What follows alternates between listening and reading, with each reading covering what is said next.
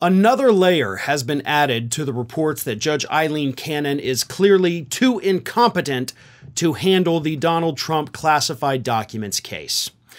This week, a new report came out from the New York Times where multiple sources confirmed that more experienced, more competent judges in the Southern District down here in Florida, where Eileen Cannon is, of course, on the bench, multiple judges had approached her and essentially begged her to not take the Trump case and instead hand it over to a judge that, I don't know, actually knows what the hell they're doing.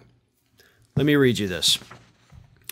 Two more experienced colleagues on the federal bench in Florida urged Cannon to pass on the complicated, high-profile case to another jurist, according to two sources briefed on the discussions who spoke to the New York Times.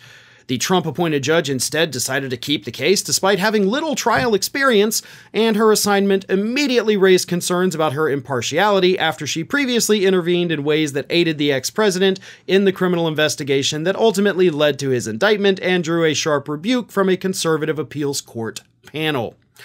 The extraordinary and previously undisclosed effort by Judge Cannon's colleagues to persuade her to step aside adds another dimension to the increasing criticism of how she has gone on to handle the case.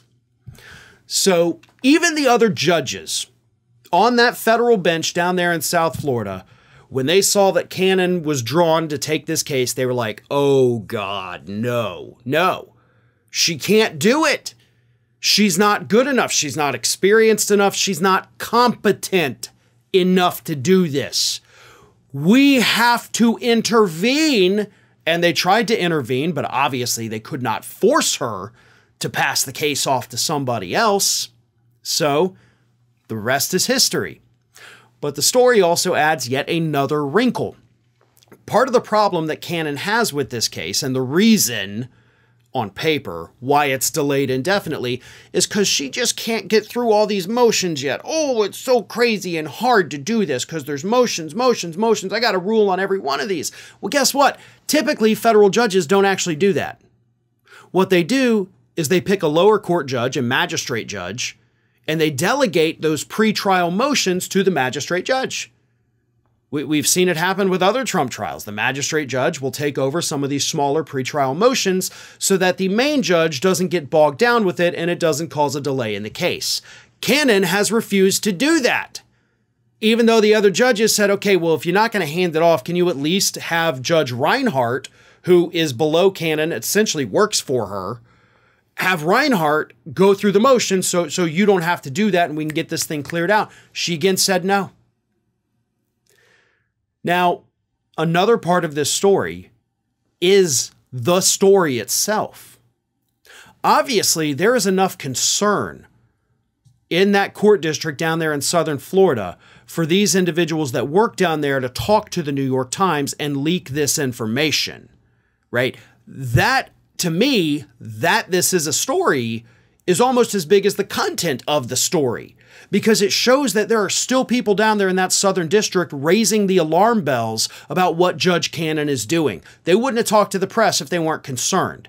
They wouldn't have told these stories if they didn't know that Cannon was doing something wrong. So the story itself is not the only part of the story. That there is a story is just as big as the story itself, if you understand what I mean there. These people are concerned. They know that she is screwed up repeatedly, and they think that she is going to throw this case for Trump. And if Jack Smith needed anything else to add to his list of reasons to try to get Cannon moved off the case, I think this report is kind of the nail in that coffin. Hey everybody, I don't know if you've noticed this, but we are closing in on a pretty major milestone here at Fair and Balanced as we approach 500,000 subscribers. But we're not there yet, and we definitely need your support. So if you're not already, please do subscribe to the channel, and don't forget, like and comment on the videos and share them as widely as possible.